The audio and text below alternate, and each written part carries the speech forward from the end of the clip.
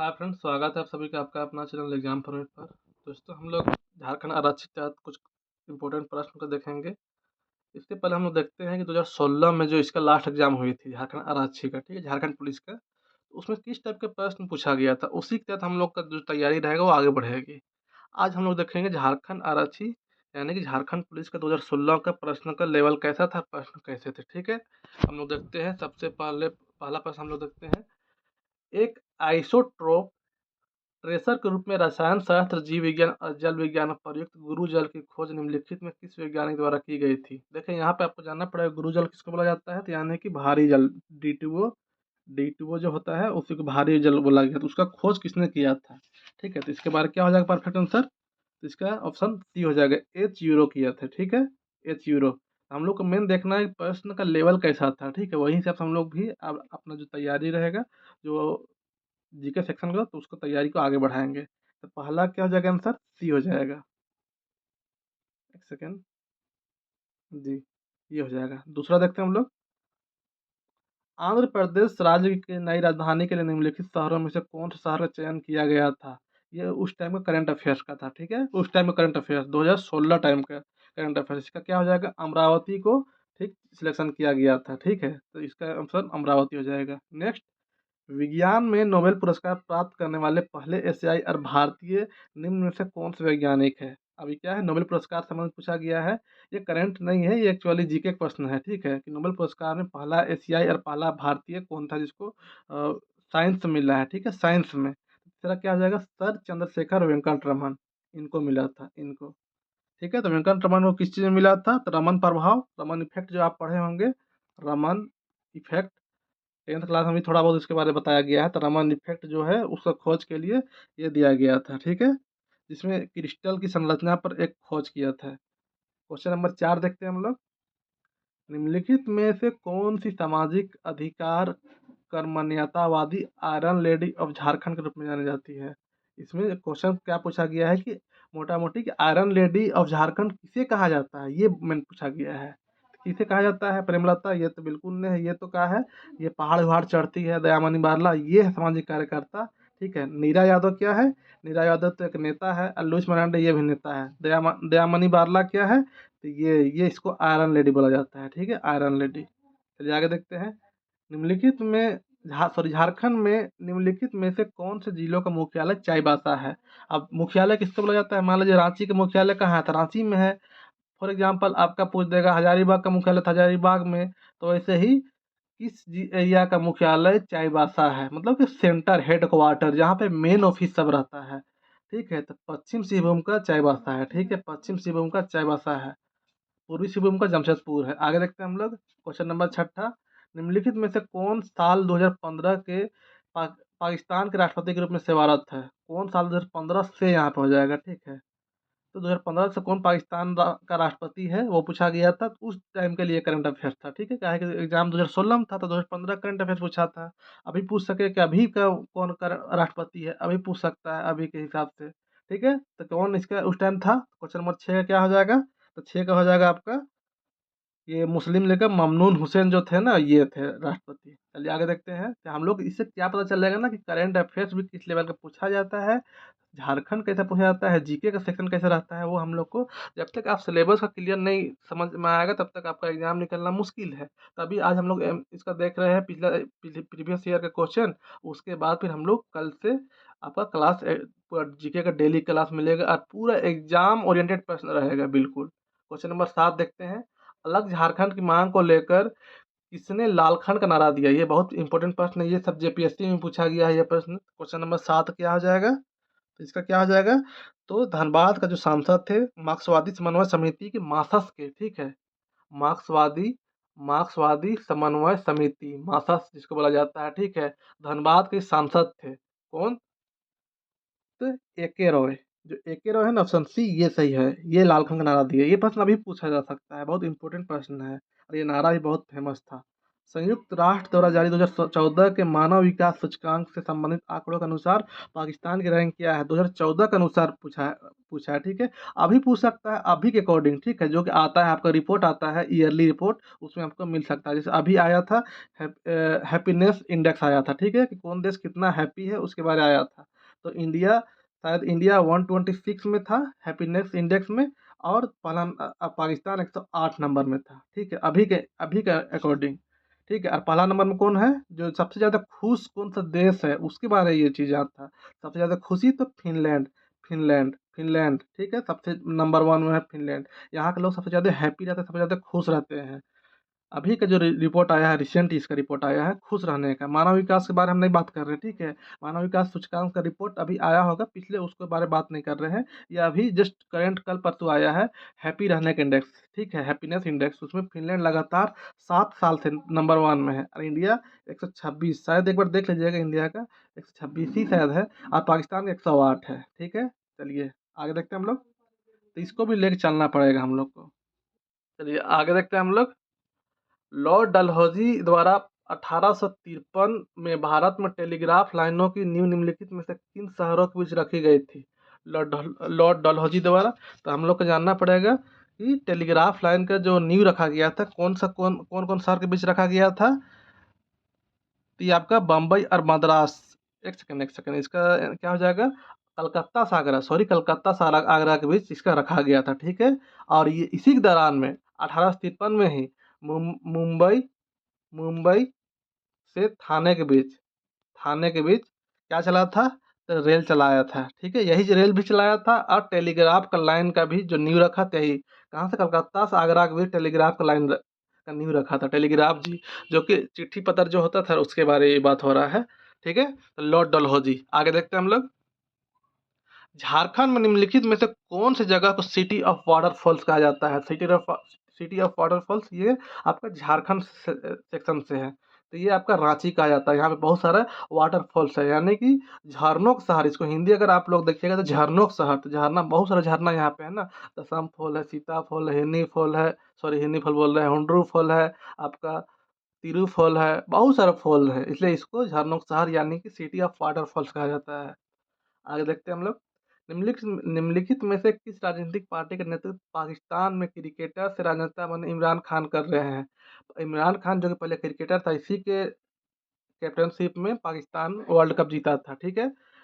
इमरान खान तो वही नेता बना था। तो कौन सा पार्टी का में वो है? तो पाकिस्तान तहरीक ए इंसाफ, ये पार्टी, ठीक है। चलिए आगे देखते हैं हम लोग। झारखंड के निम्नलिखित जनजातियों में से किस जनजाति को शिकारी संग्रहकर्ता के रूप में वर्गीकृत किया गया है? शिकारी यानी कि उन लोग का मुख्य पेशा शिकार करके उनका जमा करना है, ठीक है। तो क्या हो जाएगा? बिरहोर। बिरहोर प्रश्न पूछ सकता है कि बिरहोर का शाब्दिक अर्थ क्या होता है? तो जंगल का आदमी, जंगल का आदमी। जब पीएससी में पूछा भी गया है तो प्रश्न देखना पड़ेगा, ठीक है, बिरहोर। और इन लोग का जो रहता है उसको क्या बोला जाता है? टंडा कहा जाता है। चलिए आगे देखते हैं, सबको हम लोग अध्ययन करेंगे। Question number 13। आदिवासी लोगों के बीच बिरसा मुंडा निम्नलिखित में से किस नाम से जाने जाते थे? बहुत अच्छा प्रश्न है। धरती आबा, अबुआ दिसुमलाल, डोम्बारी पिता, लोकनायक। लोकनायक ये भी नहीं है, ये भी नहीं, धरती आबा है ये, ठीक है, ठीक है, धरती आबा। चलिए आगे देखते हैं। तोपचांची झील झारखंड के निम्नलिखित जिलों में से कौन से जिले में स्थित है? तोपचांची कौन सा जिला में है? तोपचांची झील। तो 14 क्या हो जाएगा? ये आपका धनबाद हो जाएगा, ठीक है, धनबाद। ये एक बहुत अच्छा पर्यटन स्थल भी है, यहाँ पे घूमने फिरने के लिए बहुत मस्त जगह है। 15। निम्न यहाँ पे निम्नलिखित स्कूलों में से किन स्कूलों में झारखंड सरकार ने कक्षा 9वीं से 12वीं तक के सभी लड़की छात्राओं को उपहार में टैबलेट प्रदान करने की योजना बनाई है? ये उस टाइम का ये करंट अफेयर्स था, ठीक है। तो 15 क्या हो जाएगा? ये कस्तूरबा गांधी विद्यालय के जितना स्टूडेंट थे उसके बारे में बात हो रहा है, ठीक है। टैबलेट देने का, टैबलेट क्या होता है? एक छोटा सा लैपटॉप होता है। Question number 16। 2011 की जनगणना के अनुसार प्रति वर्ग किलोमीटर में झारखंड का जनसंख्या घनत्व क्या है? तो ये 2011, अभी भी जनगणना नहीं हुआ है। हर 10 साल में मोटा मोटी जनगणना होती है, लेकिन अभी भी नेक्स्ट जनगणना नहीं हुआ है, ठीक है। तो 2011 की जो जनगणना है ना, वही जनगणना अभी भी मान्य मान्य है। और अभी के प्रश्न में पूछेगा ना, जनगणना संबंधित प्रश्न 2011 को ही देख के पूछेगा। इसमें क्या है? जनसंख्या घनत्व। जनसंख्या घनत्व क्या होता है ना, प्रति इकाई वर्ग किलोमीटर में। मान लीजिए इस एरिया में, मान लीजिए 1 किलोमीटर इधर 1 किलोमीटर, इधर 1 किलोमीटर, इधर 1 किलोमीटर, इधर। इस एरिया में कितना आदमी रहता है उसको घन बोला जाता है, ठीक है? वर्ग किलोमीटर कितना जनसंख्या घनत्व बोला जाता है, कितना आदमी रहता है। 1 किलोमीटर ऐसे, 1 किलोमीटर ऐसे, 1 किलोमीटर ऐसे, 1 किलोमीटर ऐसे। इस एरिया में कितना आदमी है मोटा-मोटी पूरा झारखंड का एवरेज निकाल के तो उसका प्रश्न पूछा गया है, तो कितना है? तो 16 क्या हो जाएगा? 414 आदमी। आगे देखते हैं, निम्नलिखित में से कौन सी एकमात्र नदी है जो राजस्थान के थार रेगिस्तान में बहती है? थार रेगिस्तान में रेगिस्तान बसती है, तो 17 क्या हो जाएगा? तो बहुत प्रसिद्ध नदी है लूनी है, ठीक है? लूनी नदी, ये भी जब पीएससी में आपका पूछा हुआ प्रश्न है। आगे देखिए, जामोरिन के रूप में जाने जाने वाले हिंदू शासक ने 1498 में किस स्थान पर वास्को डी गामा का स्वागत किया था? किस स्थान में किया गया था? जमोरिन ही स्वागत किया था, तो कौन सा स्थान में? तो 18 क्या हो जाएगा? ये 18 का ऑप्शन सी हो जाएगा, कालीकट बंदरगाह में। जैसे मान लीजिए आपका ये इंडिया का मैप है ना, फॉर एग्जांपल थोड़ा सा बता देते हैं इस टाइप से, ठीक है? ऐसे एक सेकंड चलिए, यहाँ पर मान लीजिए इंडिया, ये इंडिया का बंदरगाह है, ठीक है? ऐसे ही हो गया फॉर एग्जांपल, ठीक है? इस टाइप से इंडिया हो गया ना एग्जाम्पल, तो इस एरिया में कालीकट था, सॉरी इस एरिया में कालीकट था, ठीक है? तो यहाँ पे ही वास्को डी गामा सबसे पहले समुद्र रास्ते के द्वारा भारत को खोज किया था, ठीक है? देखिए प्रश्न क्या होता है ना, बहुत कोई दिमाग में क्या रहता है ना कि भारत आदिम काल से था तो वास्को डी गामा कैसे खोज किया? प्रश्न आता है ना कि भारत को खोज किसने किया? तो Vasco D gamma. Actually Bharat खोज वो नहीं किया है, उसके पहले भी भारत में आदमी लोग रह रहा था, लेकिन समुद्र के द्वारा भी भारत जाया जा सकता है, और दूसरे दूसरे देश से उसका रास्ता बताया दूसरे दूसरे देश को कि भारत इधर एगो देश है, इधर समुद्र के रास्ता से ऐसे जाया जा सकता है, तो उसका ही खोज किया था वास्को डी गामा। और इस प्रश्न का आंसर क्या आ जाएगा? तो कालीकट, ठीक है? कालीकट। यहाँ पे क्या है, 90 दिन की समुद्री यात्रा करके 14 मई 1498 ईस्वी को आया था। कब? 1498 को, 14 मई, ठीक है? 14 मई 1498 ईस्वी को आया था। और कालीकट ये कहाँ पे पड़ता है? ये आपका केरल में पड़ेगा, ठीक है? वहीं पे उतरा था, और वहीं हिंदू शासक जमोरिन इसका स्वागत किए थे। चलिए आगे देखते हैं। फेरन नामक एक पारंपरिक पोशाक जो सर्दियों में पहनी जाती है, फेरन, ठीक है? एक पोशाक है, कपड़ा है जो सर्दी में पहना जाता है, और जो पुरुषों व महिलाओं दोनों में पहनावे का एक लोकप्रिय रूप है। दोनों में लेडीज भी पहनती है और जेंट्स भी पहनता है, और भारत के निम्नलिखित में से किस क्षेत्र में संबंधित है? ये एक्चुअली पोशाक से संबंधित प्रश्न है, ठीक है? अब फेरन पोशाक किस एरिया में पहना जाता है वो पूछा है। कश्मीर, मेघालय, असम, त्रिपुरा। तो किस एरिया में? 19 से क्या हो जाएगा आपका? तो ये कश्मीर पहना जाता है, ठीक है? कश्मीर पहना जाता है, जो कि आस्तीन में शिथिल रूप से इकट्ठा होता है। यहाँ पे क्या होता है, फेरन मूल रूप से एक ढीला ऊपरी वस्त्र है जो आस्तीन यानी कि हाथ एरिया में शिथिल रूप से इकट्ठा होता है, जो चौड़ा होता है। यह या तो ऊन या जैमर से बना होता है, जो ऊन और कपास का मिश्रण होता है, ठीक है? ऊन यानी गर्मी सूती मोटा कपड़ा से रहता है। ये तो फेरन किस एरिया से? तो आपका कश्मीर में पहना जाता है। 20, निम्नलिखित में से कौन से नेता के पाकिस्तान नेशनल मूवमेंट के संस्थापक के रूप में जाना जाता है? देख रहे हैं पाकिस्तान से कितना ज़्यादा प्रश्न पूछा हुआ था उस दौर में। इस बार उतना नहीं पूछेगा, लेकिन फिर भी हम लोग को तो उसी हिसाब तैयारी करना पड़ेगा ना, अपना पड़ोसी देश के अकॉर्डिंग सारा पड़ोसी देश को भी देखना पड़ेगा। सिलेबस में दिया हुआ है। तो निम्नलिखित में से कौन से नेता को पाकिस्तान नेशनल मूवमेंट के संस्थापक के रूप में माना जाता है? ये आपका पुराना सवाल है, ठीक है? ये आपका हिस्ट्री सवाल है, मॉडर्न हिस्ट्री से। तो किसका माना जाता है? तो 20 से क्या हो जाएगा? सी, चौधरी रहमत अली द्वारा ये जो संगठन है उसका स्थापना हुआ था पाकिस्तान नेशनल मूवमेंट का। 21, पाकिस्तान नेशनल मूवमेंट यानी कि पाकिस्तान आज़ादी के लिए से संबंधित था। निम्नलिखित स्थानों में से किस स्थान पर उच्च न्यायालय की एक नई बेंच को स्थापित करने के लिए झारखंड विधानसभा ने सर्वसम्मति से प्रस्तावित अंगीकृत किया है? यानी किस एरिया में नया एगो उच्च न्यायालय, हाई मतलब न्यायालय बनने वाला है? उच्च न्यायालय में किस एरिया में बनने का बात किया गया है झारखंड विधानसभा द्वारा? तो क्या हो जाएगा? ये दुमका में। दुमका झारखंड की उपराजधानी भी है, याद रखिएगा। 22, शक कैलेंडर के अनुसार, शक और संवत दो कैलेंडर चलता है ना जी, तो शक कैलेंडर के अनुसार माघ महीने के पहले दिन झारखंड में निम्नलिखित में से कौन सा त्योहार आयोजित किया जाता है? माघ यानी कि ठंडा टाइम, ठीक है? शक संवत की शुरुआत कौन किया था? एक्चुअली तो सतवाहन राजवंश के द्वारा इसका स्थापना किया गया था, ठीक है? इसमें 12 महीना में 365 दिन होता है, और इसमें क्या है, कौन सा त्योहार मनाया जाता है, तो हल पुन्हिया पहले ही दिन मनाया जाता है, ठीक है।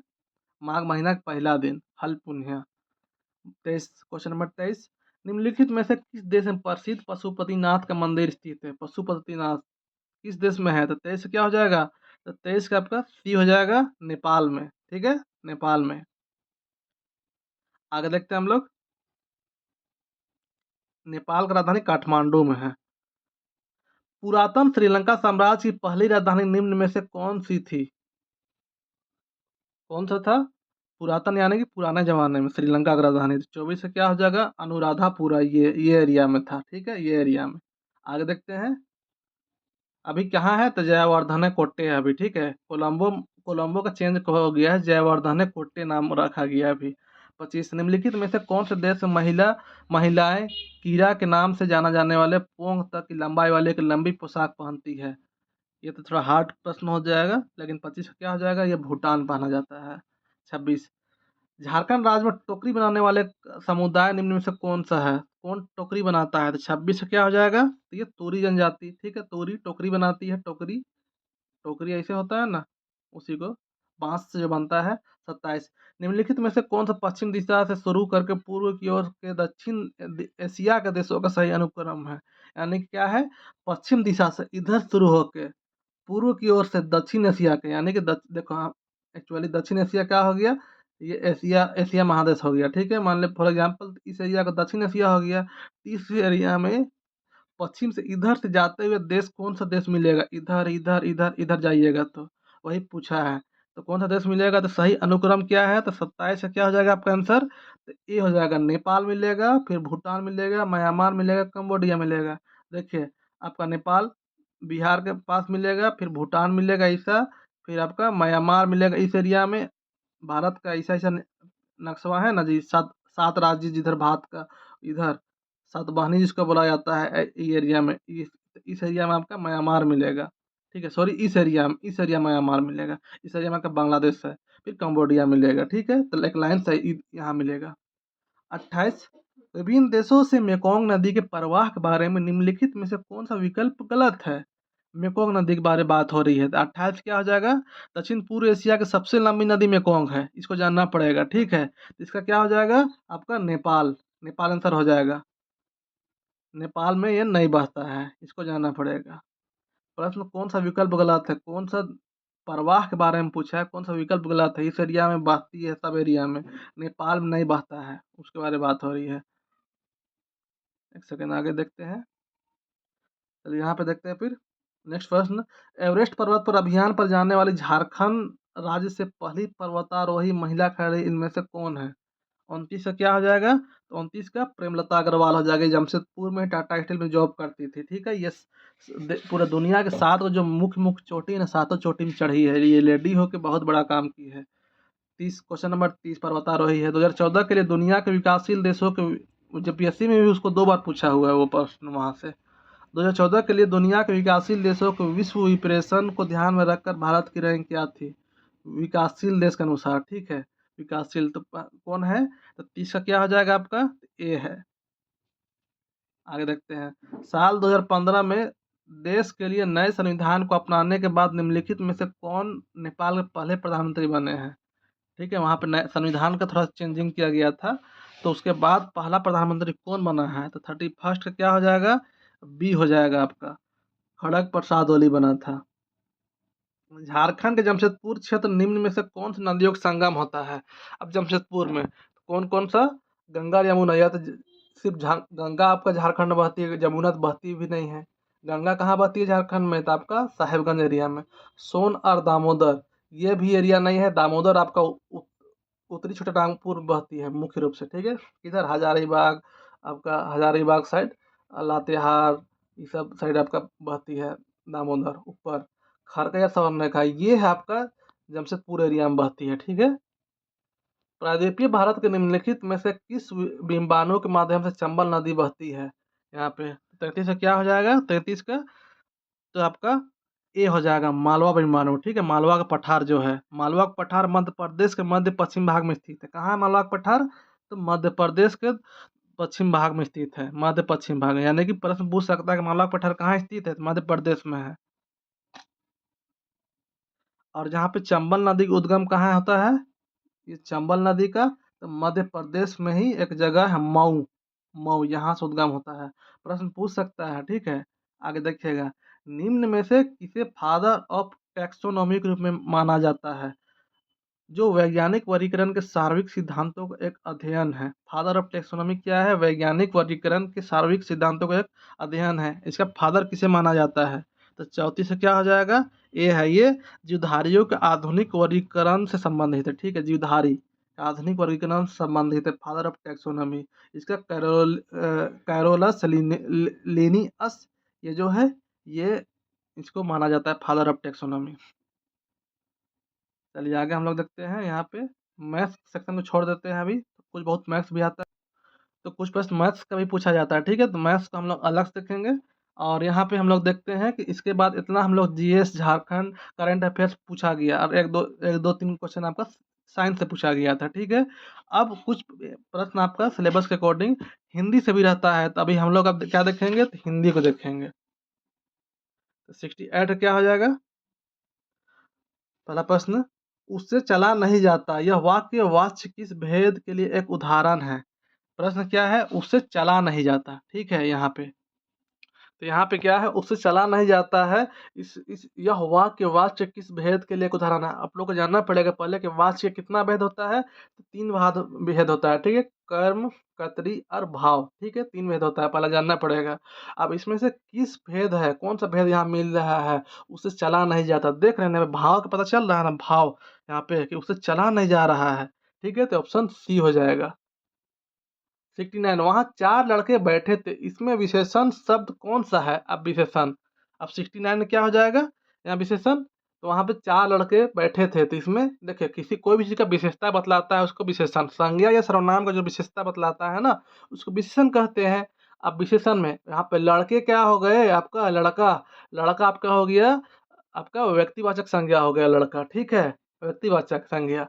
तो कितना लड़का था, चार लड़का था, क्या बता रहा है, इसका विशेषता बतला रहा था। यहाँ 69 का ये क्या हो जाएगा, विचार, ये चार हो जाएगा, ये विशेषण हो गया, ठीक है। लाल, पीला, हरा, 5, 7, 10, ये सब का गिनती, ये सब का आपका क्या हो जाता है, तो विशेषण हो जाता है।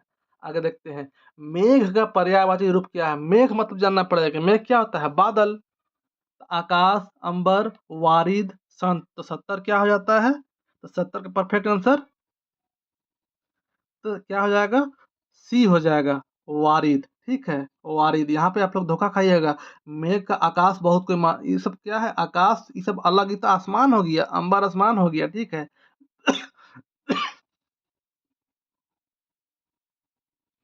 तो यहाँ पे हम लोग देखेंगे तो आकाश और अंबर ये सब आसमान का पर्यायवाची है। मेघ का पर्यायवाची क्या है, तो वारिद होता है। आप देख सकते हैं, जलद, जलद ये भी होता है, जलद भी होता है, घन भी होता है, घन भी होता है, अम्बुद, अम्बुद, अम्बुद भी होता है, ये सब आपका मेघ का पर्यायवाची होता है। चलिए आगे देखते हैं हम लोग इम्पोर्टेंट प्रश्न कुछ और। अर्थ के आधार पर वाक्य के 8 प्रकार है, ठीक है, वाक्य के 8 प्रकार है अर्थ के आधार पर। उनमें संदेहार्थक वाक्य परिभाषा क्या है, उसमें संदेहार्थ यानी जिसमें संदेह पैदा हो, उसका परिभाषा, संदेहार्थक वाक्य की परिभाषा क्या है, ठीक है। तो यहाँ नाम पे ही आपको समझ में आ जाएगा, संदेह पैदा हो, ठीक है। जिन जिनमें क्रिया द्वारा कार्य के होने की सूचना मिले, बिल्कुल नहीं।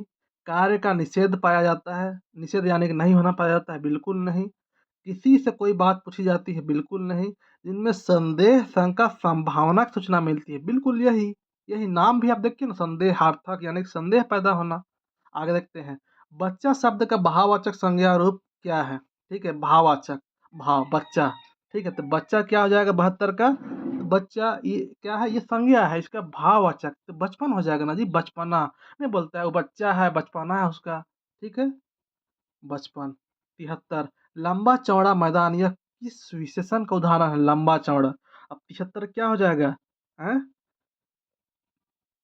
तो यहाँ पे 73 क्या हो जाएगा, ये गुण है, गुण बता रहा है ना सर, देखिए संख्या बता रहा है, लंबा चौड़ा, 2, 4, 6 को संख्या बोला जाता है। ये परिमाण बता रहा है, परिमाण किसको नापने तोलने का परिमाण बोला जाता है, ये बता रहा है। सर्वनामिक बता रहा है, जिसमें सर्वनाम बता, जैसे वह, वह, वह, तुम, मैं, यहाँ, इस टाइप से क्या है, ये सब सर्वनामिक हो गया। ये बता रहा नहीं, गुण बता रहा है कि लंबा और चौड़ा है, तो ये सही हो जाएगा। कौन? तो ये सही हो जाएगा। 74, मोहन जी सब्जी सब्जी के मार्केट जाते हैं, इस वाक्य में क्रिया कौन सी है? अब क्रिया, क्रिया यानी कि होना, करना, कोई चीज को करना, क्या चीज होता है? करना, कुछ जाना जी, जाने वाला काम होना, काम को क्रिया कहा जाता है। तो जाते, ठीक है। किताबी कीड़ा का अर्थ क्या है? बोला जाता है ना उसको तो कुछ पता ही नहीं है, किताबी कीड़ा है यानी कि सिर्फ किताब के बारे जानता हो, ठीक है, तो केवल पुस्तक पढ़ने वाला किताब बोला जाता है। दो स्वर वर्णों की संधि को क्या कहा जाता है? दो स्वर वर्णों की संधि को, ठीक है। स्वर, जैसे स्वर किसे जो बोला जाता है? जैसे आ ई उ ई हो गया स्वर, और क ख ग घ ये व्यंजन हो गया। अब दोनों को संधि यानी कि जोड़, मिलन को, तो 76 क्या हो जाएगा आपका परफेक्ट आंसर? तो ये हो जाएगा, स्वर संधि बोला जाता है, ठीक है, स्वर संधि। ये पूछा हुआ प्रश्न है, पिछले बार पूछा गया था, ठीक है। भैंस का लिंग बदलिए, भैंस का लिंग बदलिए। अब लिंग बदलना यानी कि भैंस अब क्या लिंग में है? तो भैंस हम लोग जान रहे हैं ये पुरुष पुल्लिंग है, पुल्लिंग मेल समझिए। तो भैंस, अब उसका क्या हो जाएगा? लेडीज, लेडीज यानी कि गर्ल्स वाला। तो 77 क्या हो जाएगा? तो भैंस शब्द स्त्रीलिंग, सॉरी एक सेकंड, यहाँ पे गलत, यहाँ पे बोल रहे थे भैंस, भैंस मिस्टेक हो रहा था। भैंस क्या हो जाएगा? ये स्त्रीलिंग है, स्त्रीलिंग है, यानी कि लड़की है ना जी। भैंस, भैंस दूध देता है ना, तो भैंस का क्या हो जाएगा? है, तो भैंस का भैंसा हो जाएगा। भैंस ना दूध देता है, भैंसा थोड़े। तो भैंस दूध देती है यानी कि स्त्रीलिंग हो गई। तो भैंसा इसका जेंट्स हो गया, पुल्लिंग, तो लिंग बदला गया। अध्यापक शब्द का स्त्रीलिंग रूप बताइए। अध्यापक का, तो अध्यापक क्या हो जाएगा? अध्यापिका हो गया। 79, इनमें से सरल वाक्य का उदाहरण कौन सा है? सरल वाक्य, ठीक है, सरल वाक्य। तो 79, अब आपको जानना पड़ेगा सरल वाक्य क्या होता है, ठीक है। जिन वाक्य में एक ही क्रिया होती है, ठीक है, वन सिर्फ एक क्रिया होता है, ठीक है। जैसे शिक्षक आया, एग्जाम्पल देखिए, शिक्षक आया और लड़के पढ़ने गए।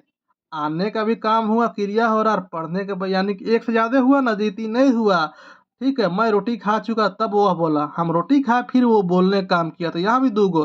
तो सीता पढ़ती है, ये ना होगा, सिर्फ एक एक पढ़ने खाली काम है।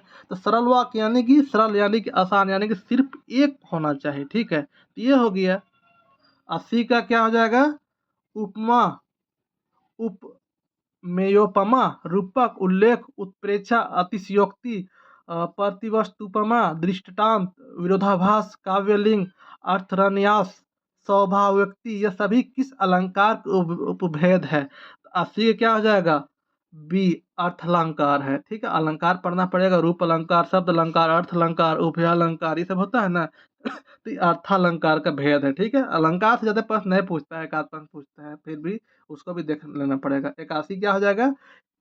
तलवार शब्द के पर्यायवाची शब्दों में इनमें से एक अलग है, वो कौन सा है? तलवार का जो पर्यायवाची क्या होता है? एक से अधिक नाम को पर्यायवाची बोला जाता है, ठीक है। जैसे महेंद्र सिंह धोनी, उसका एक और नाम क्या है? माही, ठीक है। तो इसे पर्यायवाची नाम में माही हो गया उसका, ठीक है। ठीक है, तो तलवार शब्द का भी कुछ कुछ नाम है, उसको उसका कौन सा एक नाम है जो उसका उससे मैच नहीं कर रहा है? तो 81 क्या हो जाएगा? कृपान, बिल्कुल, तलवार को कृपान ही बोला जाता है। सिख लोग कृपान धारण करते हैं जी। खड़ग, खड़ग भी खड़ग तलवार ही होता है ना। शिवाजी महाराज खड़ग रखते थे, यानी कि तलवार रखते थे। चंद्रहास, ये भी चाकू, चाकू ने, चाकू तो छोटा चीज है, ठीक है। चलिए ऑप्शन डी हो जाएगा, चाकू। ये तलवार का पर्यायवाची शब्द नहीं है। निह प्लस चय इक्वल टू निश्चय, यह किस संधि का उदाहरण है? कौन संधि का उदाहरण है? निश्चय, तो ये विसर्ग संधि, यहाँ पे ये विसर्ग है, ठीक है, विसर्ग संधि, विसर्ग। आगे देखते हैं। 83, विसर्ग संधि किसे कहते हैं? 83, विसर्ग संधि, विसर्ग के साथ स्वर अथवा व्यंजन वर्ण की संधि ही यह कहलाता है। विसर्ग संधि किसके बोला जाता है? तो विसर्ग के साथ स्वर अथवा व्यंजन वर्ण की संधि विसर्ग संधि कहलाता है। यह सघोष संधि, अर्थात अघोष व्यंजन के बाद स्वर हो या सघोष व्यंजन हो तो उसे विसर्ग संधि कहते हैं। यह संस्कृत शब्दों की लिखाई को संधि कहते हैं। एक शब्द का अंतिम अक्षर दूसरे शब्द के पहले अक्षर से जुड़ गया, उसको विसर्ग संधि बोलते हैं। किसको विसर्ग संधि बोलते हैं? 83 क्या हो जाएगा? ये परिभाषा से पूछा है। क्या हो जाएगा? ए हो जाएगा, विसर्ग के साथ स्वर अथवा व्यंजन वर्ण की संधि ही यह विसर्ग संधि कहलाता है, ठीक है। ये 84, डरकर भागना, यह किस मुहावरे का अर्थ है? ठीक है। तो मुहावरा, मुहावरा भी पढ़ना है, ठीक है। मुहावरा कहावत होता है ना ये सब। तो डर कर भागना, ये किस मुहावरा? तो दुम दबाकर भागना, दांत खट्टे करना। देखिए दांत खट्टे करना तो आप किसी को हरा रहे हो, उसको दांत खट्टे बोला जाता है। धाक जमाना, किसी पे आप धौंस जमा रहे हो तो उसको बोला जाता है धाक जमाना। तो डर कर भागने को बोला जा रहा है, आप भाग रहे हो, यहाँ पे तो आप जीत रहे हो। डर जाना, डरना के बाद दौड़े है। दबाकर भागना, ठीक है। 84 क्या आ जाएगा? बी, ठीक है। दुम दबाकर भाग रहे हो यानी कि डर कर भाग रहे हो। दुम दबाकर भागना मुहावरा है, ठीक है। यहाँ पे मुहावरा ये नहीं है, मुहावरा डर कर भागना ये मुहावरा नहीं है, मुहावरा ये है। ये एक्चुअली मुख्य रूप से यूज होता है, लेकिन इसको भी यहाँ पे लिख दिया है तो कोई दिक्कत नहीं है। डर कर भागना का अर्थ क्या हुआ? तो दुम दबाकर भागना। शाखाएं का वजन बदलिए। शाखाएं पहले जानना पड़ा कि ये कौन सा वचन में है, सिंगुलर है, प्लूरल है, या एक वचन बहुवचन, मतलब तो क्या है? शाखाएं यानी कि बहुत सारा शाखा, डाली बहुत सारा, यानी कि बहुवचन है तो उसका सिंगुलर बोलना पड़ेगा, सिंगल। एक वचन तो शाखा, शाखा का शाखाएं होगा, शाखा हो जाएगा। सकर्मक और अकर्मक ये दो शब्द किसके भेद है? ठीक है, किसका भेद है? तो क्रिया का भेद है, क्रिया। सकर्मक और अकर्मक मुख्य रूप से दो भेद है, सकर्मक अकर्मक।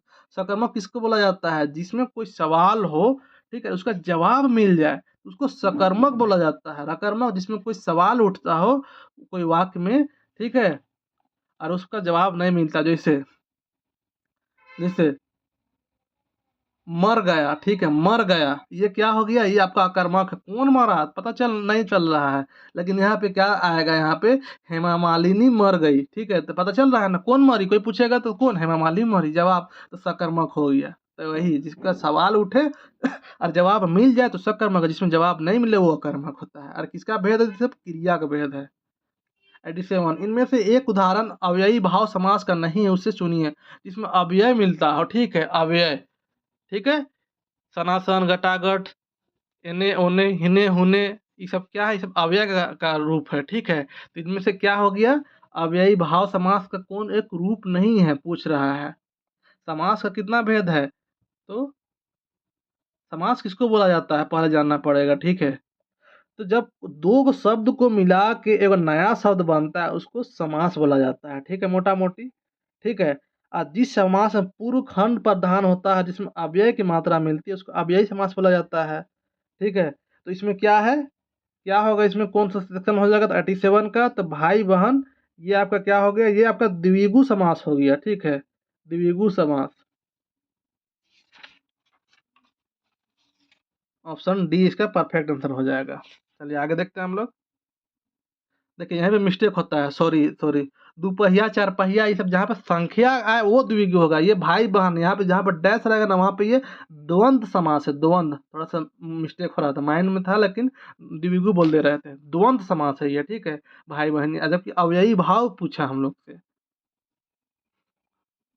कौन क्या यह सर्वनाम के किस भेद का उदाहरण? सर्वनाम किसको बोला जाता है पहले जानना पड़ेगा, ठीक है। उसके बाद हम लोग प्रश्न पे जाएंगे। सर्वनाम जो संज्ञा के स्थान पर आता है। संज्ञा किसको बोले जाते हैं? कोई किसी जगह का नाम, किसी भाव का, किसी जगह, किसी व्यक्ति, किसी प्राणी, ठीक है, इस सब का नाम को आपको संज्ञा बोला जाता है। संज्ञा का कितना भेद है? 5। लेकिन संज्ञा के जगह में जो शब्द यूज होता है उसको सर्वनाम बोलते हैं। जैसे मोहन खाना खाया, मोहन खाना खाया, ठीक है, खाना खाया, ये क्या हो गया? मोहन, ये संज्ञा हो गया। लेकिन हम यहाँ पे क्या यूज करेंगे? वह खाना खाया बोल देंगे ना। मान लीजिए मोहन की जगह क्या बोलेंगे? वह खाना खा लिया या वह खाना खाया। तो मोहन की जगह क्या वर्ड यूज किया? वह। और फिर भी सेंटेंस हमारा बन जा रहा है, हम लोग समझ जा रहे हैं कौन खाना खाया। बोलते हैं ना जी, वो चल गया, वह चल गया यार, या वो चल गया, बोला जाता है ना। तो वैसे ही तो संज्ञा के स्थान में जो शब्द यूज होता है उसको सर्वनाम बोलते हैं। अब यहाँ पे कौन क्या, यह कौन सा सर्वनाम है? तो प्रश्न नहीं पता चल रहा है, प्रश्न पूछ रहा है आदमी कि कौन क्या है। 88 क्या हो जाएगा? डी, प्रश्नवाचक। 89 एक वस्तु के समीप दूसरी वस्तु को रखकर उनकी समानता प्रतिपादित करना क्या है? एक वस्तु के समीप दूसरा वस्तु को रख के उसकी समानता प्रतिपादित करना। तो 89 क्या हो जाएगा? ये उपमा अलंकार है, ठीक है, अलंकार का से पूछा है, ठीक है। तो जहाँ एक वस्तु की समता दूसरी वस्तु से की जाए, जहाँ उपमा अलंकार होता है। उप का अर्थ होता है समीप, ठीक है। उप का अर्थ क्या होता है? समीप। यहाँ पे समीप का ही बात हो रहा है। मा का अर्थ होता है मापना, यानी कि समानता प्रतिपादित कर रहे हैं, तो इसलिए उपमा अलंकार। मादा का लिंग बदलिए, मादा का। अब मादा क्या होता है?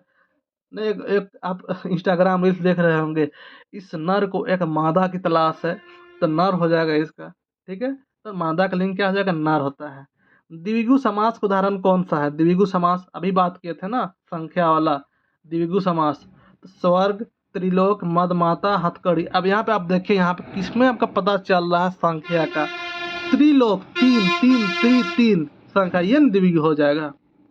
92, इनमें से कौन सा वाक्य सर्वनामिक विशेषण का उदाहरण दर्शाता है? सर्वनामिक कौन सा वाक्य?